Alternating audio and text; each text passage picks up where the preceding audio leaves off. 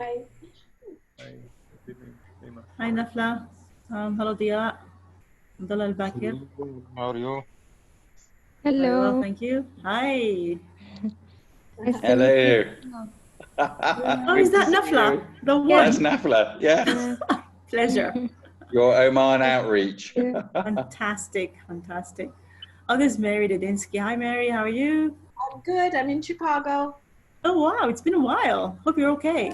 Yes. Oh, yeah. I'm doing everything remote, so Oh, yeah. I feel like I'm in Qatar because I'm there many, many hours every day. But Isn't it? Isn't it interesting?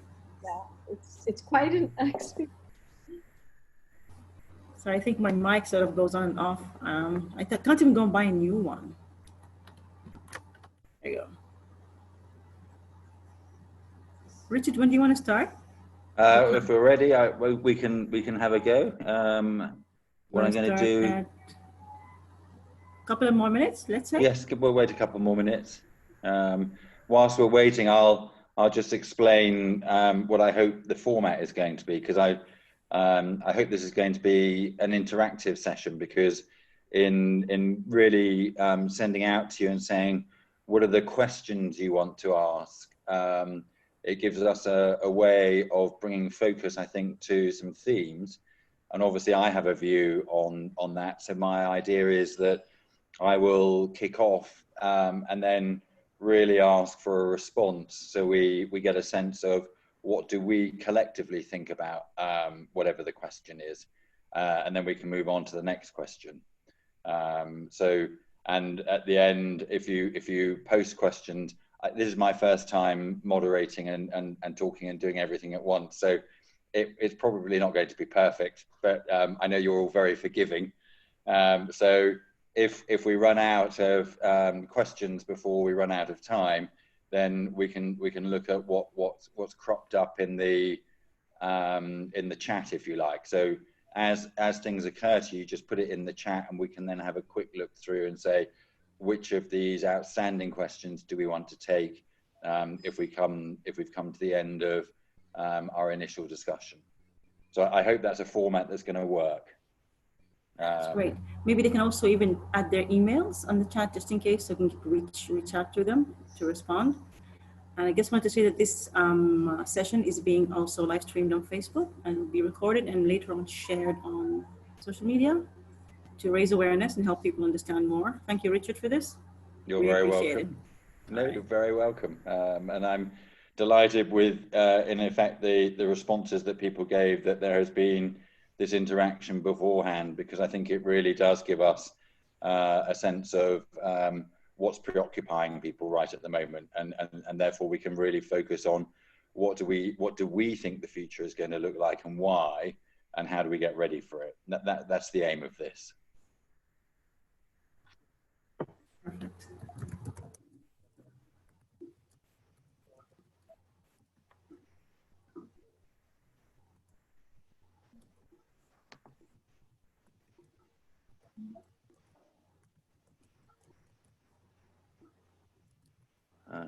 Let me just do one thing.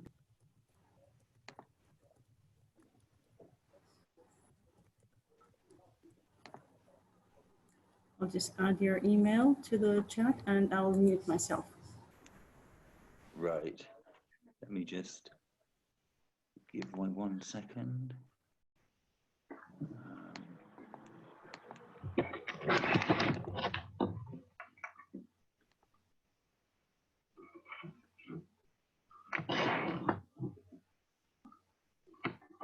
So we in a good position to start.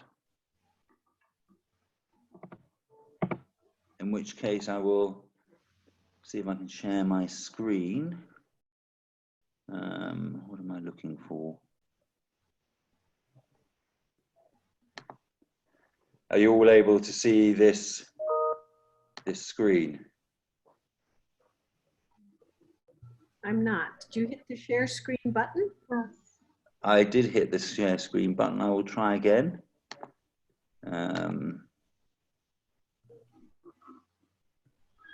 Let me just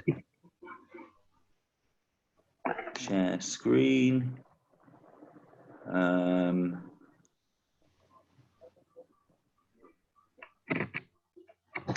There we are. That's the one we want. Share.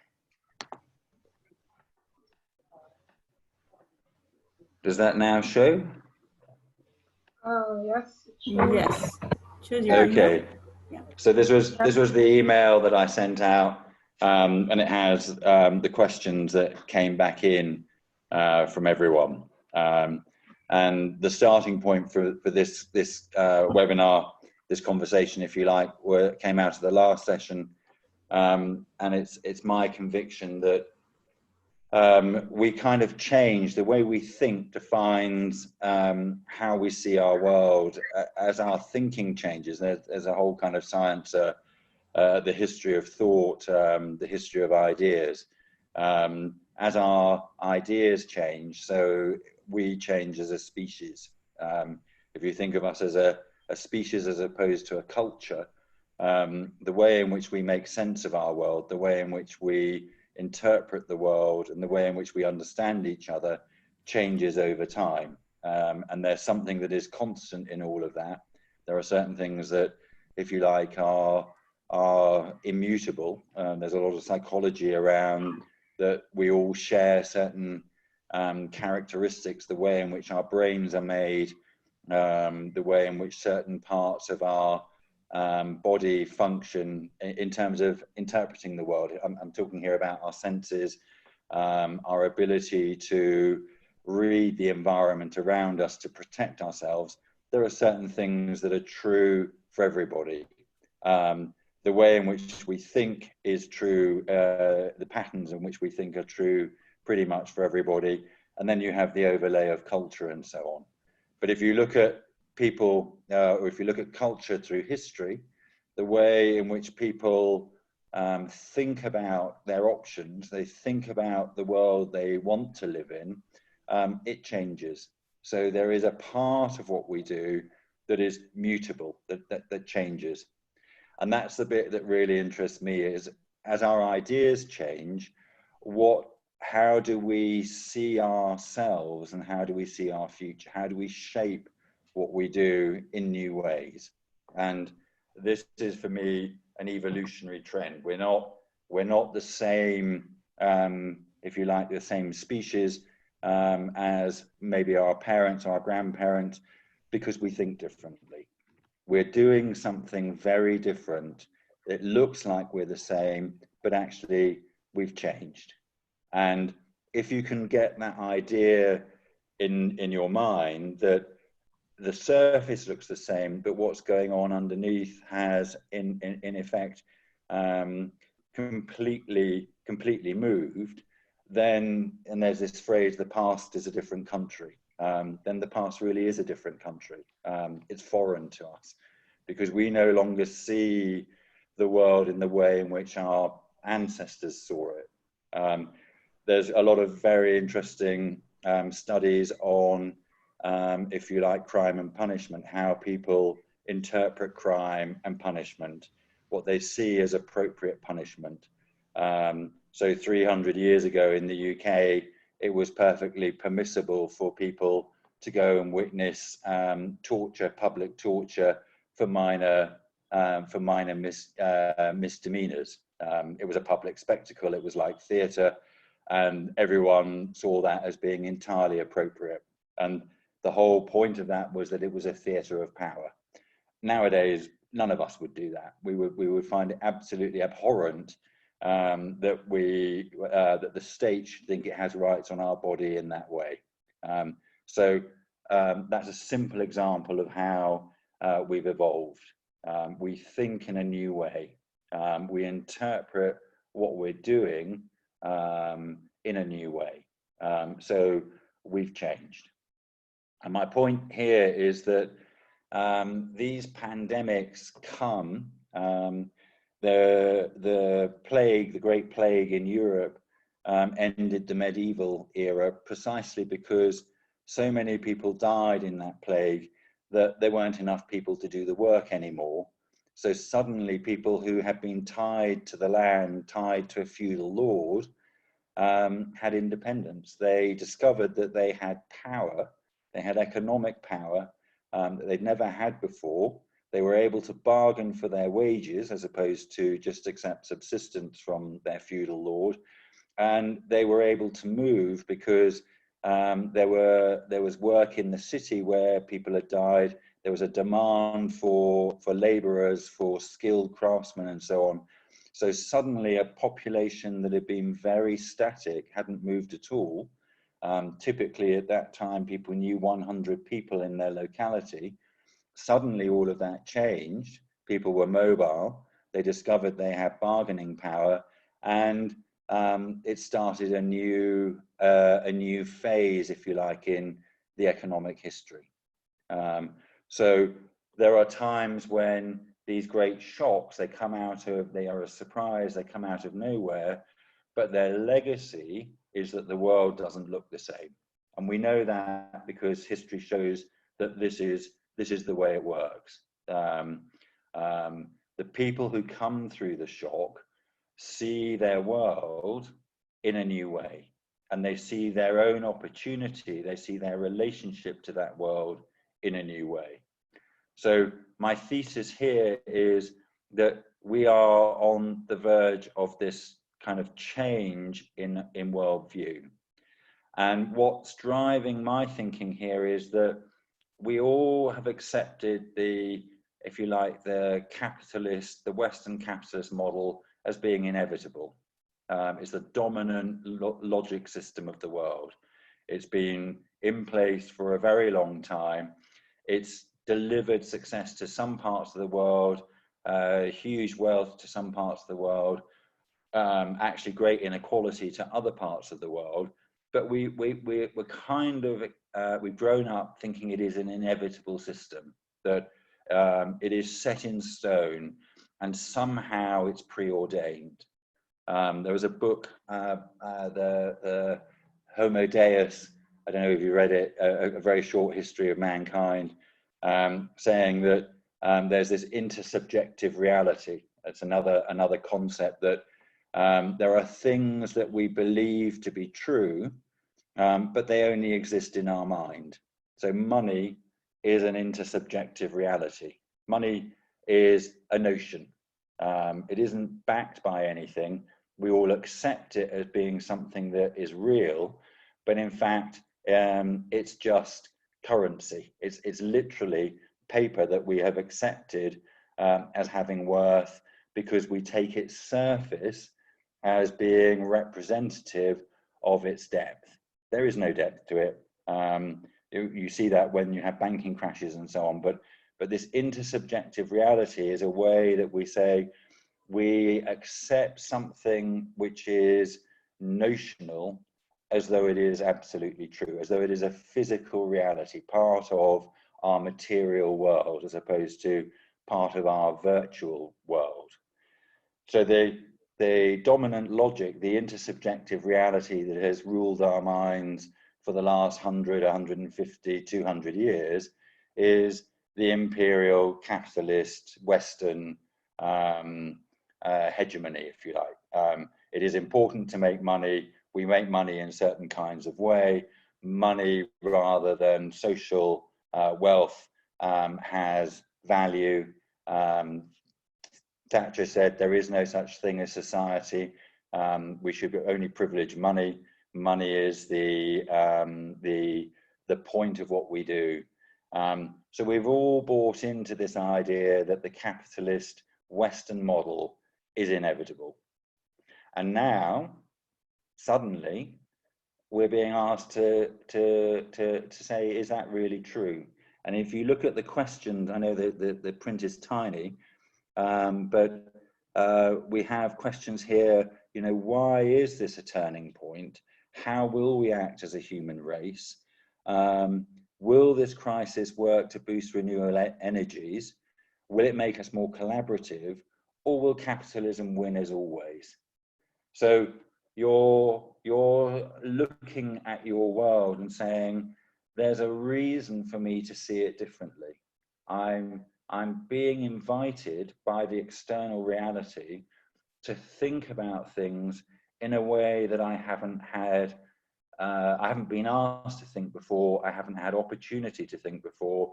I've had no space to do that. In the last talk, we talked about how we're appreciating our cities in a different way because we're walking in them as opposed to driving, or there is enough quiet that we suddenly start to hear bird song. I told you there was a study about the quality of life, and you could measure it through the amount of bird song, literally.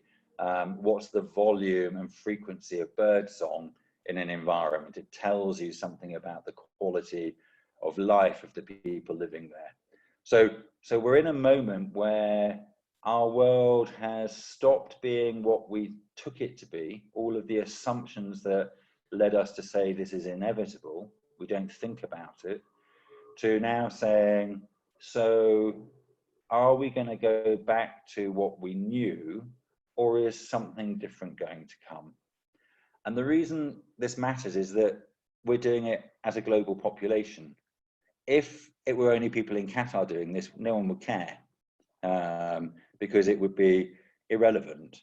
But when the whole of the world is thinking at the same moment in the same kind of way, asking the same kinds of questions, then you have an enormous lever for change. You have an enormous pressure for change, because suddenly it's no longer inevitable that you always get the same answer. If you ask, and there's a lot, again, a lot of theory around how does innovation arise, how does change come about, and a lot of the answers come from, it's when people ask questions in a certain kind of way.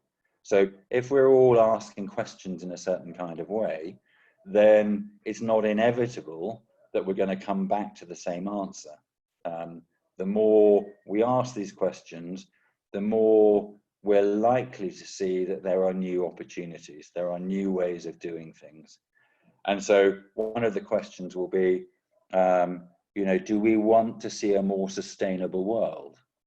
Does it matter to us to see that sustainable world?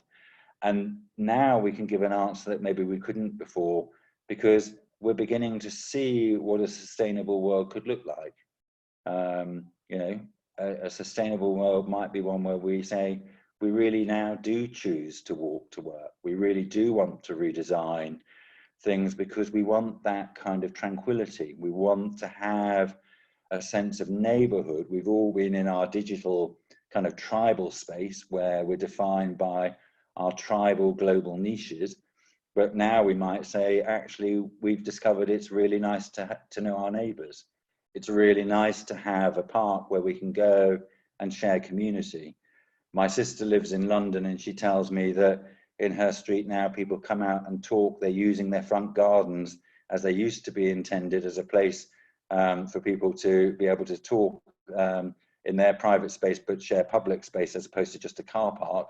She says people are standing in their gardens and talking to each other, something that she hasn't seen in the 18 years that she's lived there. And they all know each other now. They know each other, they help each other, they check in on each other. So they've discovered a sense of identity through neighborhood, because the way in which they've been forced to live has changed the way in which they appreciate a part of their life. So all of that is a very long preamble to say we're at a turning point.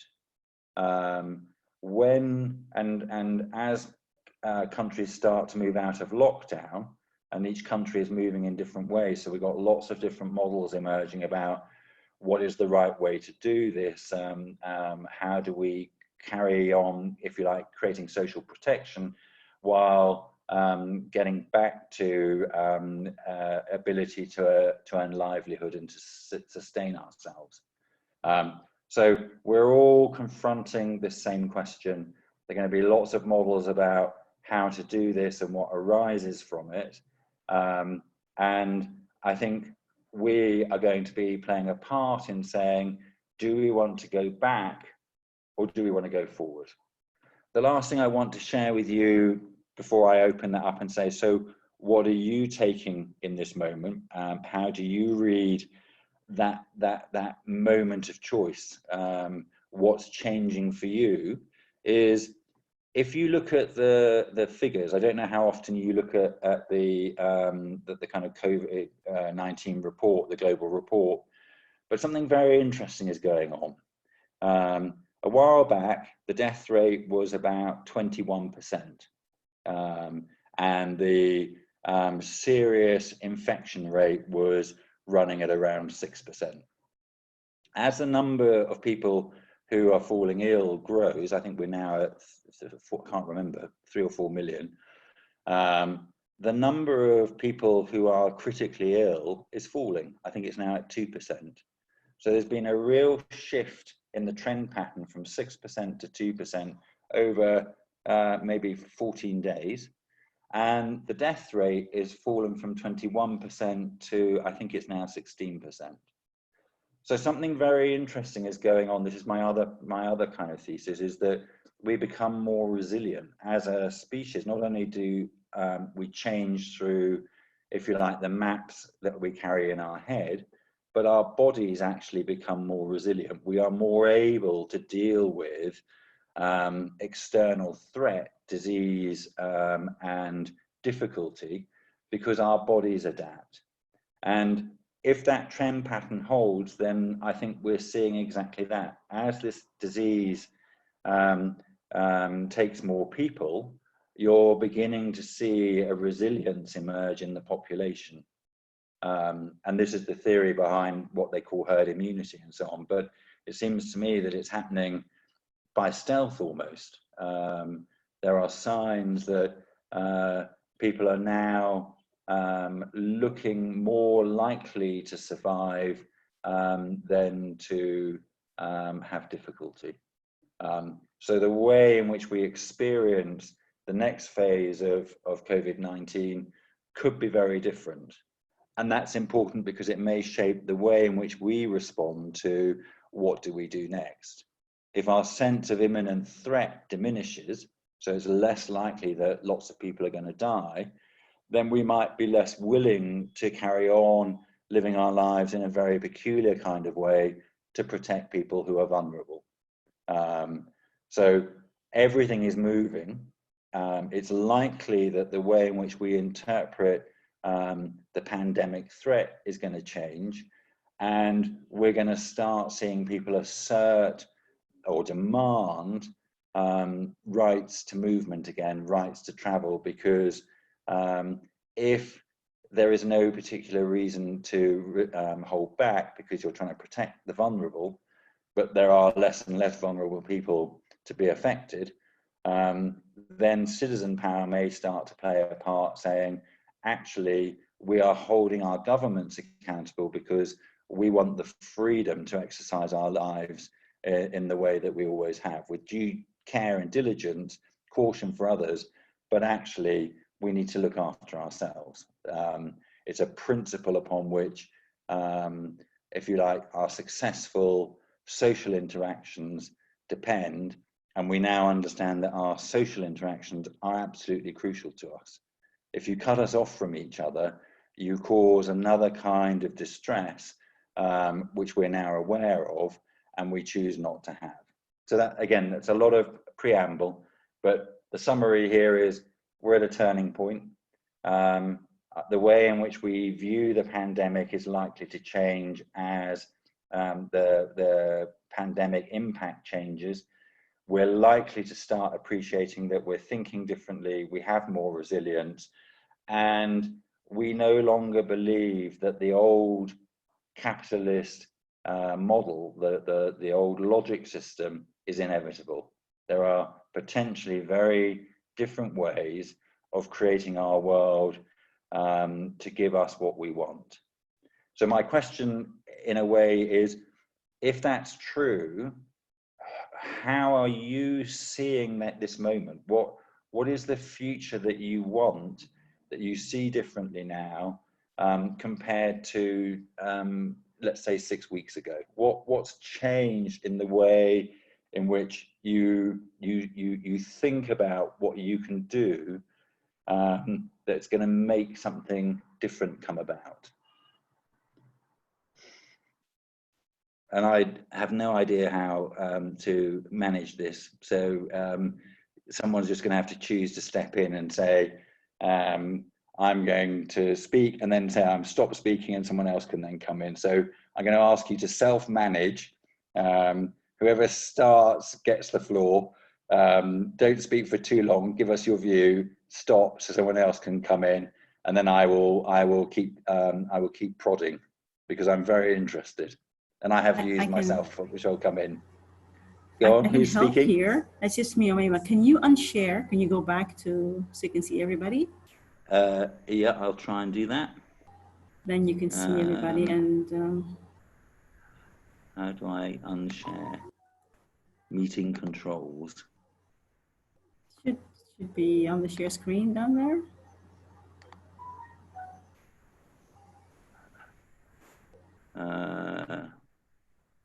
If anybody can help guide us, that would be great. I'll just click that off. There you go. There we are. Yes, perfect. So now, can you see us all? Window is closed. I can see people. Yes. So perfect. If you want to raise your hand, I can now do it by letting someone speak who raises their hand. Or just unmute yourself. And if no one chooses, to speak, then we'll go. Where is he? Can you unmute yourself, Adur? Here I am. Yeah, great. Yes. Thank you. When I sent my question to you, I started saying that I was getting just 1 second. I have to open the door. My wife came in. No, this is life. No worries. It'd be interesting to know if everybody else on board here has something to say about this. There's a lot. I think everybody's thinking a lot of this. There you go. I hope so. It is a real moment of change. I say it is a global moment. Carry on, Adur. Yes. Sorry about that. No worries, it's fine. When I sent the question to Richard, I started saying that I was getting a bit more skeptic as the days go by, because I think that most of us will say that we want a better future, that we want our governments to invest on renewable energy sources, to act in a kind of way as a society. But the question is, we all can say it about the society, but when it comes to the individual, when it has to be us, the ones renouncing to, I don't know, go shopping or traveling all around the world. I mean, we have been, in my case, I'm 35. I spent 35 years of my life on that Western capitalism, and I'm used to certain kinds of, quality of life. As individuals, will we be able to renounce to all that? Because that will be the moment when the change will start. Yeah, if I could answer something, I mean, I've been very interested in how this response to COVID-19 takes place. I did a lot of work with Greenpeace in the past. I was there when helped the move into climate changes being their core focus, that it was the most significant issue facing, if you like, the world and so on. So I've been following climate change for a very long time. One of the things I find really interesting is that in the UK, every year, in the summer, we're getting hotter summers now, regularly about 4,000 elderly people die of heat exhaustion every year in the UK over the last 10, 15 years. Every time there's a hot summer, the number of deaths rises. It's well documented. No one cares, because it's somehow accepted that that's the climate and it's invisible. And yet now we're acting in a way where we're saying, if the vulnerable are at risk, we've got to do something about it.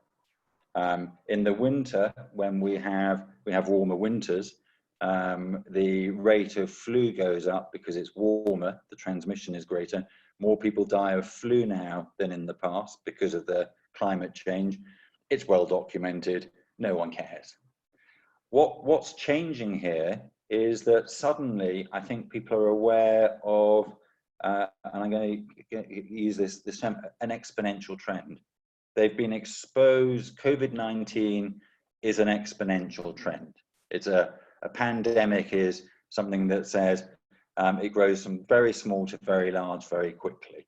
And all of these efforts to flatten the curve is to say, we're trying to stop the exponential rate. We're trying to slow that rate so we can deal with the consequences of this. So the question that anyone can now ask is, so we know the exponential trend in climate change. We know the exponential trends in, if you like, food distribution, food disparity, water, access to water.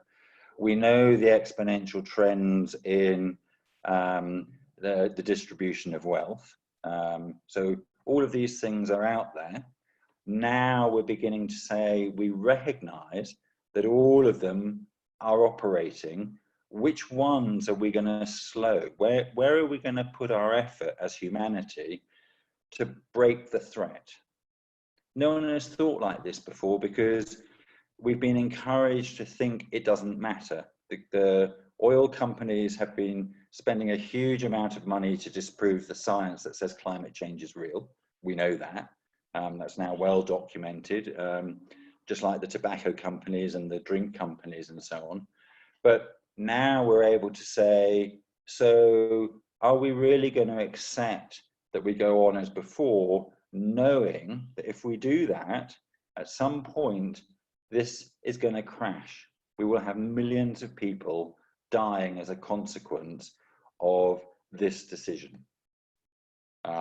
We seem to be making a choice right now that we're going to change our lives radically to save the lives of a very small number of people in the global population. You've got to think about this in global terms. COVID-19 is affecting a very tiny proportion of the world's population. So we're making this huge effort, absolutely enormous. We're all changing our lives. We're all going through an extraordinary effort to protect the lives of a very few. You can ask the political reasons why we're doing that. Possibly it's because people in the West, the people with power, say, this could be me dying, as opposed to someone in Africa, because we don't care about disease pandemics in parts of the world that don't affect, if you like, the wealthy. So there's maybe another system underneath all of that. But now we, our citizens, are perfectly entitled to say, if you ask me to live my life in social exclusion for 6 weeks, 8 weeks to protect the vulnerable, what are you going to do to protect the vulnerable who are now exposed to the threat of death because of the actions of our petrochemical industry? What are you going to do about that? I can ask that of you. I can demand it of you, because as a citizen, I have just done something extraordinary, and I'm asking you now to be accountable. So we as citizens have to return that to our politicians and say, now you've got to start thinking about exponential threats in a way that creates experiential safety. We don't want existential dread. We want existential safety.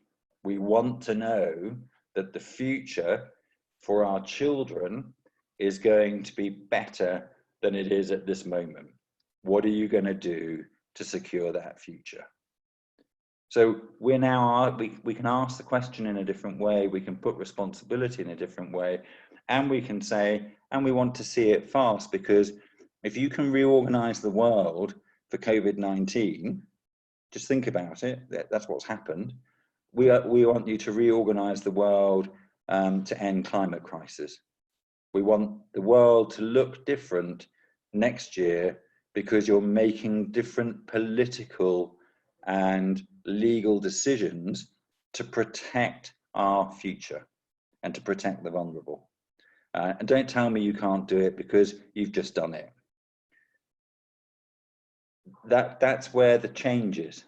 If we think in this new way, we're aware of the exponential threats. We know they're coming. The terrible danger is that they come all at once. If they all come at once, you know, we really are in trouble. Millions and millions of people will die, because if you have climate crises interacting with food shortages, with water shortages, with a pandemic, no one is going to come out of that very well. So we're able to say we now know these things are coming. We know it. So prepare for it. Learn from this COVID-19. You've asked us to prepare. We've learned a lot of lessons. How are you going to apply these lessons to the next exponential threat? And we should be able to say, these are the threats that matter to us, because we know them. Do I want to see 4,000 people die next summer in the UK because no one's paying attention? Absolutely not. Do I want people to say, I hold myself accountable, I hold my service providers accountable to prevent that from happening? Absolutely. So we start to make that change happen because we think about what's going on in a very different way. I'm speaking a lot. Does that make sense? So maybe I should ask anyone else have a view about how they see things changing in your own immediate reality before we ask our next question. People are very quiet. So I can't see anyone putting their hand up, so. Yeah, but I was curious about all you just said. How do we and where do we start? Right. I mean, how do I, where I'm sitting right now, here, how do I start making this change? So, I mean, the question I asked in a way is what do you see changing in your immediate reality? I told you the story of my sister and her street, getting to know her neighbors. So one of the things I think is changing is, one, we recognize that we need each other. We don't take it for granted anymore. We have a different sense of what our relationships, our social relationships mean, and what going to the office means, and what actually kind of talking to our neighbors might mean. So I think that, and I think this is really crucial, I think our understanding of trust has changed or is changing. And so one of the questions I think we're going to have to ask ourselves is, remember this intersubjective reality, this the thing that we share. So trust actually is a currency. If we become aware of trust in the way as a currency, like we think about money, then we may find that we're able to work and do things together in ways which are completely different, because we actually are able to say, I know, I can value the trust, I can see it, I can hold it, I can put a value to it, just like I can to money and a contract. And actually what starts to matter and drive decision making is the depth of trust. And so as leader, I'm going to keep coming back to, because this is my focus is always the leadership. So the question then would be, if I want a world where trust is a more powerful currency, a more explicit currency than it is now, something that people can rely on, how do I create trust? How do I show people that when I trust them, when I trust myself, I do things differently from when I don't trust myself? When I can create trust with the people around me, we make decisions in a different kind of way. And therefore, we're able to move at a different speed. We're able to do things very differently because trust enables that. And the speed at which we do things is now crucial, because we're all aware of this exponential threat. We know that if we don't get these decisions right, if we don't flatten all these bloody curves that are threatening us, these trend curves that are threatening us, then disaster will strike. We know that. No one can now deny that reality. Doesn't matter what the dodgy the dirty oil barons have been saying about the climate science and so on. we now know that all of these things are true. We know their impact because we've just lived through it. So one of my questions would be, as you think about trust as a currency, as you think about how you create that currency, what can you do differently immediately that is going to deliver an impact? And it could be in your neighborhood. It could be as simple as, if we get everyone in the neighborhood to say, actually, we like these quieter streets, how do we go about creating a quieter, a neighborhood that is not dependent on traffic? What would that look like? And you will then come up with decisions. Again, it's just triggered a thought. A friend of mine in Montana, or somewhere in the lovely Rockies of the US, her street is being dug up, and they found that in her street there was an old streetcar system, so a tram system. And I said to her, wouldn't it be wonderful if you, as a community, you now know what it is not to have cars running up and down your street? Wouldn't it be wonderful if you collectively said, we want our trams back? We know that that existed. We didn't know, but we've just discovered that this tiny town, Bozeman, wherever it is, had a really sophisticated streetcar network. We know where the lines were. Why don't we bring them back? Because that would give us a city that is very different from the one we've got now, which was dependent on cars. And it would be one that gives us both access to, if you like, the city's amenities, and at the same time is creating the space and the tranquility to enjoy the nature, the bird song and so on. So you're able to say, I can think about things differently because I've just experienced what it is to live in a different world. Does that make sense to you? A lot, yes. Thank you very much. Yes, we're already doing something, aren't we? We're already there, aren't we? Yes. I mean, I hope that what we discover is that each of us is able to make a change. And I'm going to keep coming back to this thing of extending trust, because if we all do that, then we actually have a system change. Things do move in a completely different way because all of us are suddenly taking the same kind of steps simultaneously. And we're not waiting for proof of concept and so on. We just say we're doing it because we've learned that we can, and actually we need to, because we're being driven by this sense of the exponential threat, existential dread. We have to change that.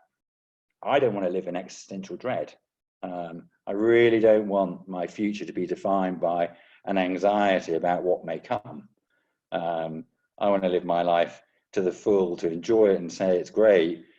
We do everything we can to prevent all of those threats coming, but we set ourselves free because we don't want to be in lockdown again. None of us wants this life again because it's awful. It's bloody awful.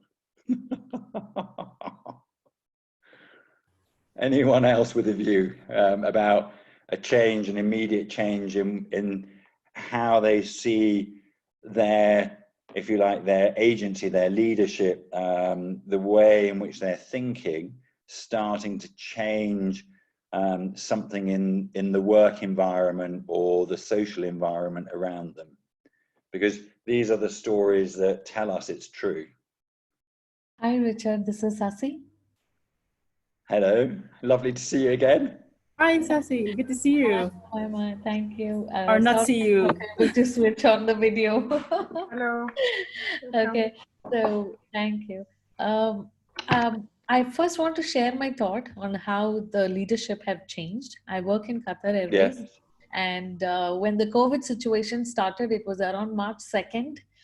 When I was talking to my senior management and I asked them, can we have a contingency plan just in case all these unprecedented things are happening around the world? Can we have something put in place?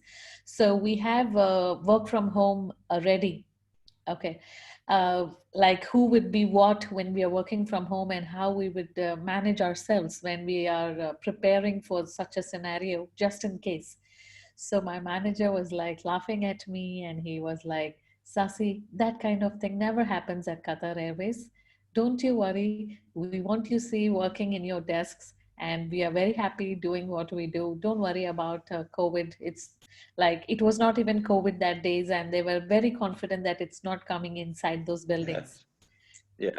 Yes, Yes. but within a week, everything changed, and then we were asked to work from home, and now we are coping up with working from home. And actually, the work life tuning in and tuning out is got very difficult for us now because Yes.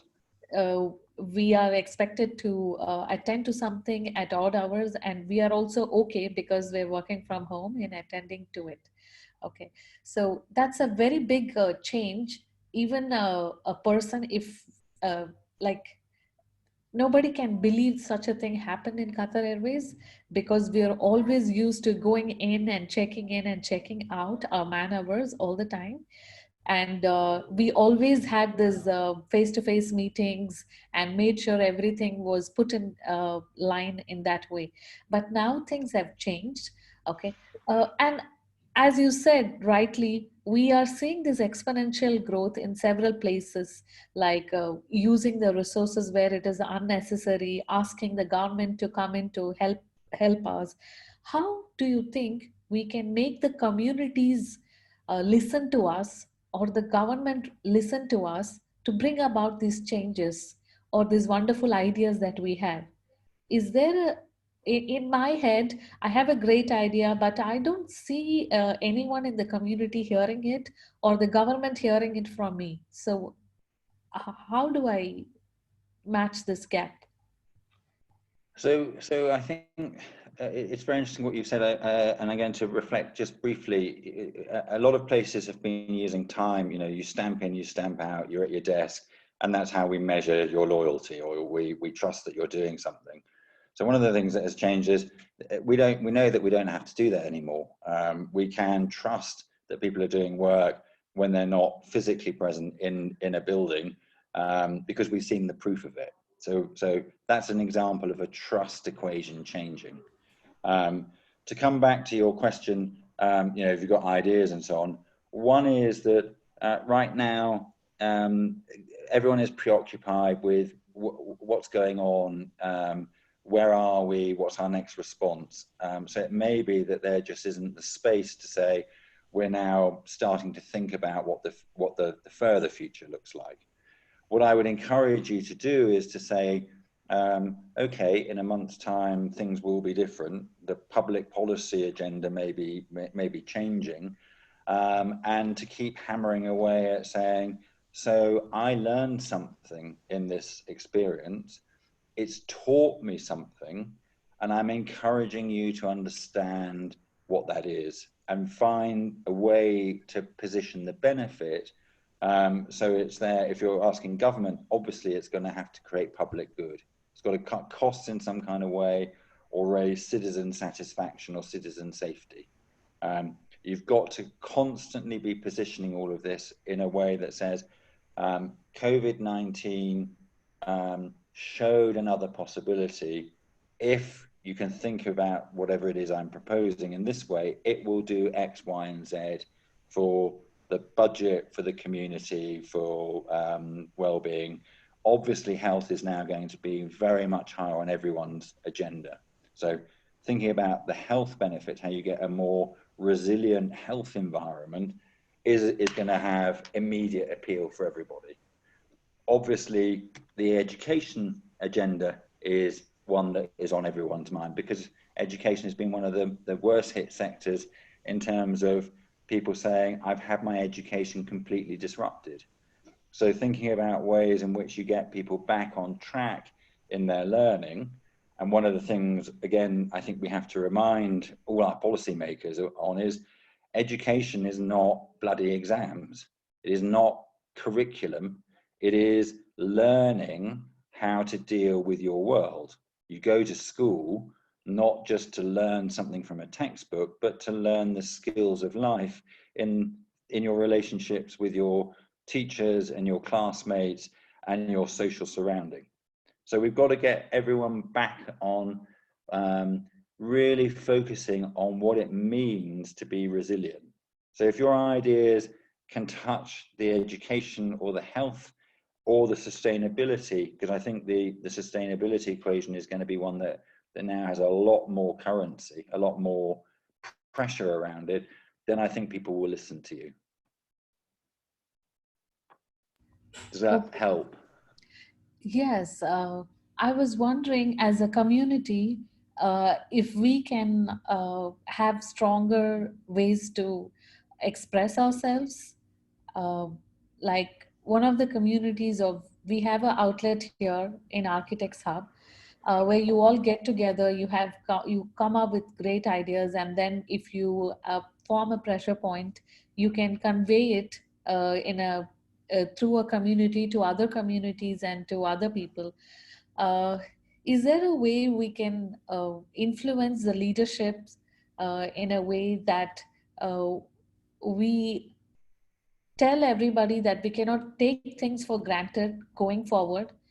And yeah, the lot of things that we always take for granted and don't respect the exponential curves, and we Yeah. until this shift and flatten the curve terms came because of COVID. I think before that we never cared. What I want to do Yeah. is yes, how to reach the mass media and tell each small community, and then the smaller communities to reach as a culture, uh, is what I'm thinking, because we Yeah. have great So ideas. Yeah, sorry. Yeah. yeah. So I want to kind of respond, because you said you're aware of yourself as a community of professional practice. So one of the questions is, how can you, and I think this is not about trying to do lots of political agendas and so on to politicians and so on. It's how do you use your community to say, I want to change something. For me, that would be, I want to put that into a sustainable business idea, something that I can deliver, ideally that is going to make money, or that I value in some other kind of way. It's got to create value that you know and that you can hold. Amima and I put a proposal to the Qatar government to run a leadership program precisely around this, with the aim of getting 100 people from this community in Qatar through a leadership program to be able to say, we understand our leadership tools, we understand our environment, and one of the outputs of this, one of the impacts of this, is that we expect to see new innovation arising between the members, because they've discovered that they can do business together. They can do things in a new way that creates new value, and they can do it quickly.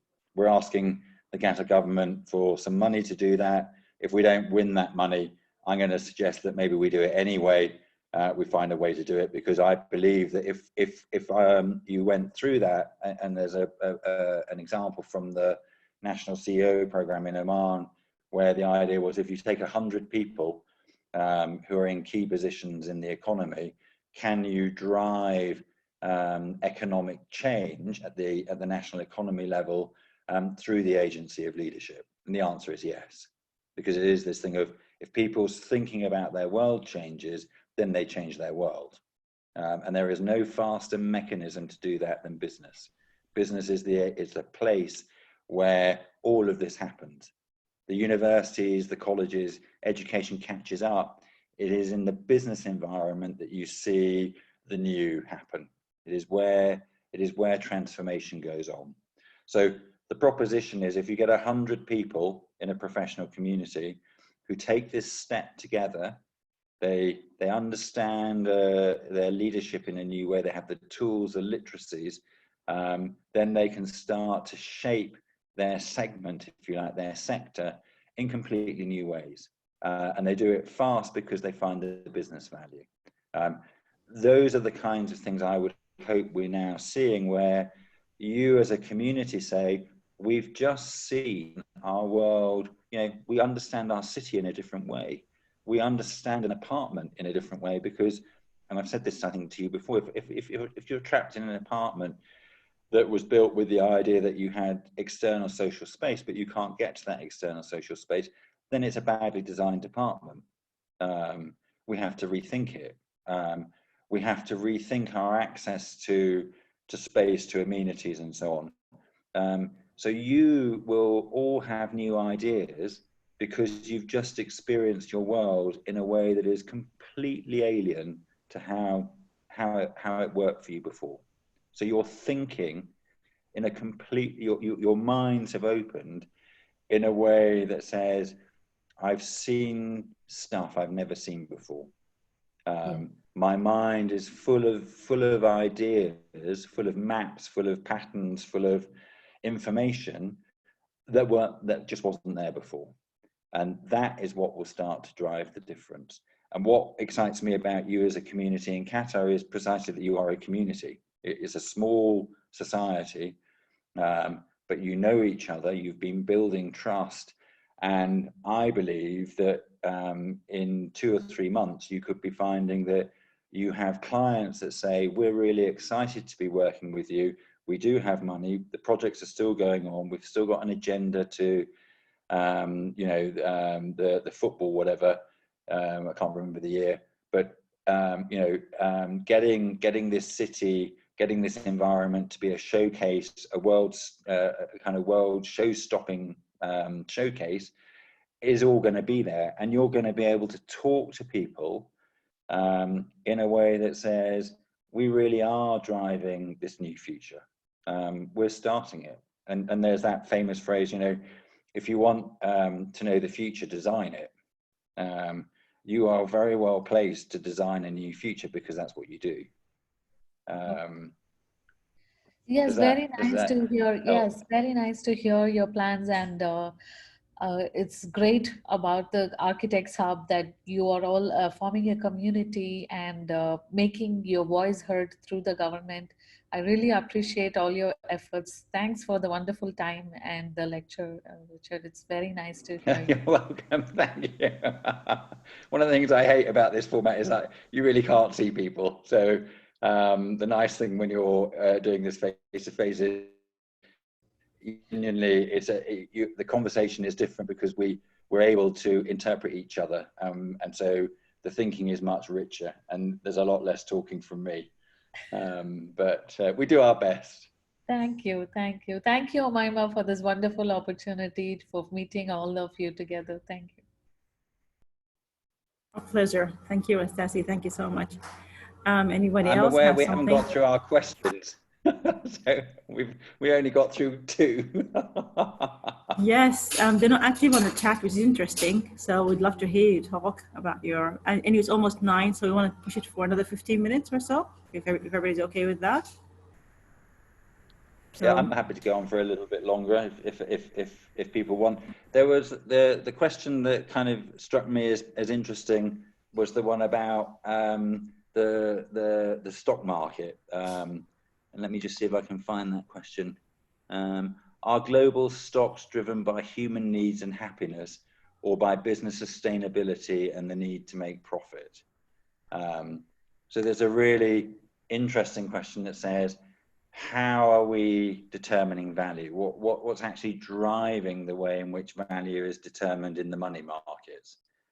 And of course, in the money markets, it's driven by short-term profit. Particularly coming out of the States, the way in which the American money markets work are really on quarterly, very short-term cycles, and the only thing that is measured is profit. There is no real commitment to other forms of value creation. So what I think is behind that question is, are we going to see a way in which people say we want to understand value as not just profit, but these other indicators, and happiness is one of them. Sustainability might be another. So again, maybe if enough people talk about that, they start, because remember, this is the intersubjective realm.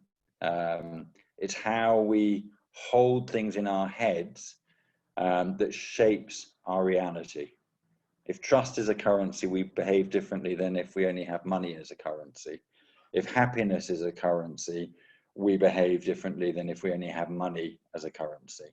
So we may be in a position, this turning point where people say, I'm no longer satisfied just to think about profit and short-term profit. I want to know about these other currencies. They are equally, if not more important. One of the things that I'm always encouraging leaders to think about in their work is happiness. You know, are you creating happiness? Because if you're not creating happiness, you're failing one of your duties as a leader, because one of the things that you should be doing is creating safety and adding to the sum of happiness. If people aren't happy, and again, I think in the last talk, there was this research that 85% of people are generally not very happy in their work. That's an indicator of a failure in leadership. If you are doing your job right, you should be able to say, I absolutely can measure, I know the qualitative substance of the happiness around me. And it matters. If we're happy, we do things in a different way from when we're unhappy. So we're talking about now a world where more people may be talking about asking these questions and saying, I'm not satisfied with a quick money is the only answer, because we've seen that money is not the only answer. We've all just been through an exercise at a global level that has told us that money is not the answer. We've all given up our livelihoods. We've all gone into a certain level of deprivation to protect vulnerable people, to save lives. So if you tell me that money is the only thing that matters, what the bloody hell was I doing? Why was I acting in that way? Because I just accepted from the government, from the people around me, that I give up my money, I give up this resource for an altruistic reason. I'm not doing this for myself, I'm doing it for other people. And you give that back to the people that tell you that money is the only thing. They have got to find you an answer that disproves what you've just done. Why did the world step into this extraordinary state to protect a tiny proportion of the world's population? That's what we're talking about, a tiny, tiny, tiny proportion. 7 billion people on the planet, 350,000 or whatever it is have died, but 350,000 of 7 billion is tiny. And the next question that we're all going to have to ask ourselves at the end of the year is, so at the end of the year, how many more people died this year than died last year? And I suspect you'll find that it's probably the same amount. So we've seen a kind of spike in the death rate, but over the year, we're going to probably see that there's a negligible increase. Over time, we're going to find that we've done something extraordinary to protect the vulnerable, and hallelujah, we did it. But we're going to find that it wasn't as threatening maybe as we thought. So we now can talk to power in a completely different way. If someone tells me that short-term profit is all that matters and damn the future, I can say to them, well, I don't accept that. And I'm never going to go through anything for you if you ask me to, because you are accountable. I'm holding you accountable. The accountability now is different. I have some different measures that I can put in front of you, and you can't ignore them because they are now unignorable. Does that? What I'm trying to say is, if you understand what you've just done, and you've just done it, every one of you in this podcast or whatever it is, this webinar, we've all done something extraordinary, and that gives us rights. I will never concede those rights without a fight. I've given up stuff. I've changed my life for the good of other people. And I am not going to be told how my life is going to be lived in the future. I'm now saying, so I've learned from this something quite important, and I'm holding you accountable. You asked me to act in this way. I'm a good citizen. I did it.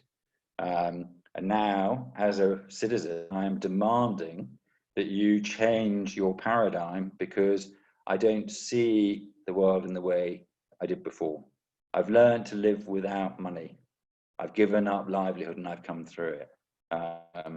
I've discovered that there are other things that matter to me.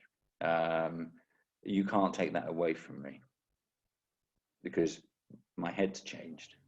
My map has changed. My reality has changed.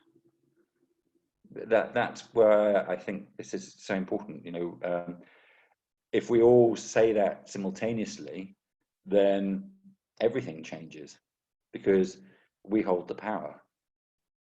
Collectively, individually, we hold nothing, but collectively, we hold a great deal of power. And I'm just going to come back to the business leadership thing. If we see that world differently, we're able to say, now I can do something I couldn't do before, and I'm going to make money on it, because I've got a solution that I can sell to other people. I understand their new need. They've changed. They need new things. They are going to have dissatisfactions. We know that people are moving away from material goods towards experiential, but now it might be that we're saying, so how accountable is your experiential demand? You know, are you really going to go to the South Pole because it's on your bucket list? Or do you say, now I understand this, I'm never going to go to the South Pole.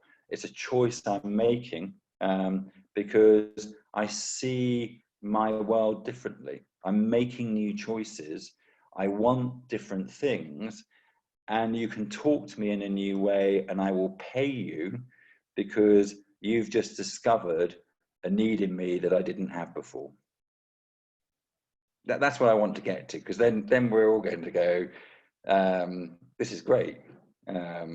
We're empowered, we love each other, we enjoy working together, we trust each other, we can do things quickly, and we really are shaping something new, and we don't have to wait for the government or the petrochemical companies to change. We just get on and change. We become the agents of change. That's how it works.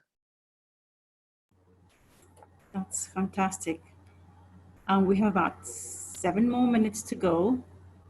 And if anybody has one last thing to say, that would be great before Richard closes and gives us the final. But I realize that leadership can't be done over just 1 hour. However, you've given us a lot to think about. And my head is going in different directions right now. Well, what can I do? What can I do? And how can I do it? Thank you for that. So if anybody wants to say anything, please do. Otherwise, I'll let Richard close and give us one final tip to sleep on. Think more. Good evening, everyone. My name is Naili. Hello. Echoing what Richard said, basically, I think it is definitely a turning point, that this is where individuals need to raise their voice, especially in the workplace. Because I personally already told my manager, and I work at a training institute, that after this pandemic is over, I would still like to work from home, because it works best for me. And I think that would work only if everyone at the office wants to embrace it, because they can't do it for one person. So I think everyone needs to kind of think about what makes them happy, how we can actually take what we learned from the pandemic and move forward instead of going back to the old ways, because we need to be resilient, we need to kind of always think ahead, we need to always think about our happiness and how we can be productive. And I think working from home personally for me is the best way to go forward, basically. Yes, we did it because we had to, but I think in the coming future, we need to do it because it's what's best for us, not because it's something we have to do. So I think that's my take on this. And yeah, it has to be a collective thing at the end of the day, because if everyone else wants to go back to the old way, then, you know, how are we going to go forward? It's all about the company culture. Yes, and what I would say there is, you know, you may find that you get to a more flexible pattern where some people are working more from home, some are working in the office, because everyone has slightly different needs. But the organization is saying, we've embraced this. We understand that if we do it in this way, we get better work.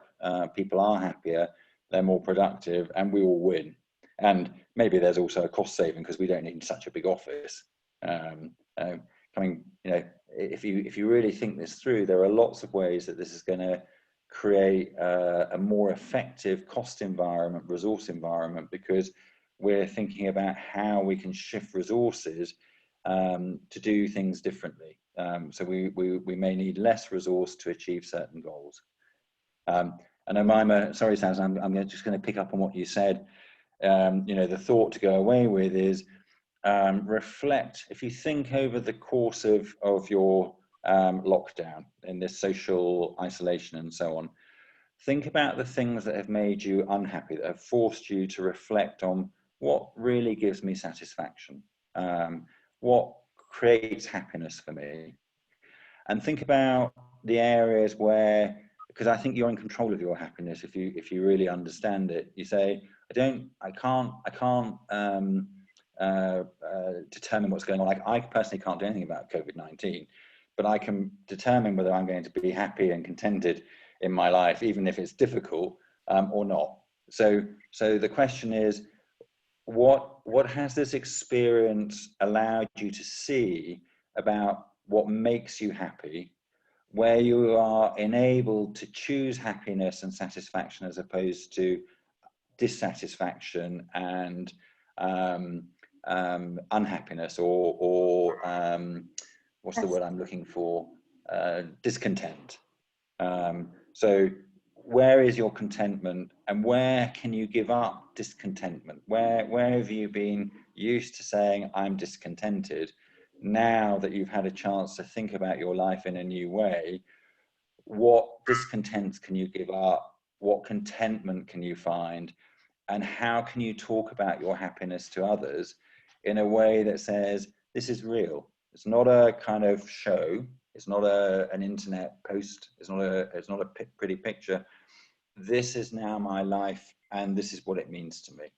If I'm more happy and I know it and I can talk about it, what difference is that going to make? One, to myself, because all of this starts in the relationship to yourself. And two, what's the immediate impact on the people around you? And it could be as simple as, what does tomorrow look like if I'm a little bit happier with my family? What impact does that have on them? If I'm giving up certain discontentments, and I recognize that I can, what sum of happiness is it going to create immediately in the circle around me?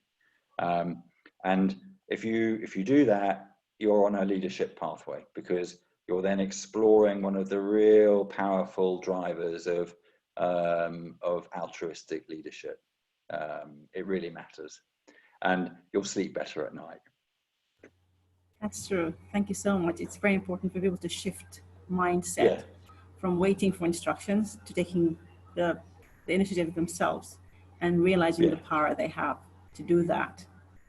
Yes, that is fantastic. Yes. Thank you very much, Richard. And sleeping well at night is a part of it. Oh yeah. Yes, especially these days. Ramadan, beautiful nights. Thank you everybody for coming.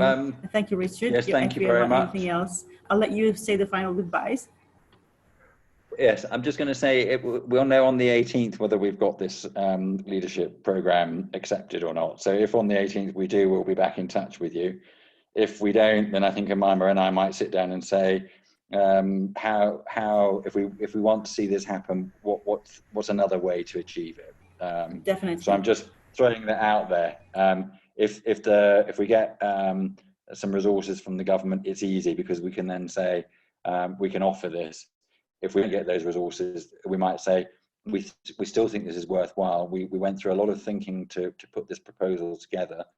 We know what we want to achieve with it. We're really confident we can achieve it.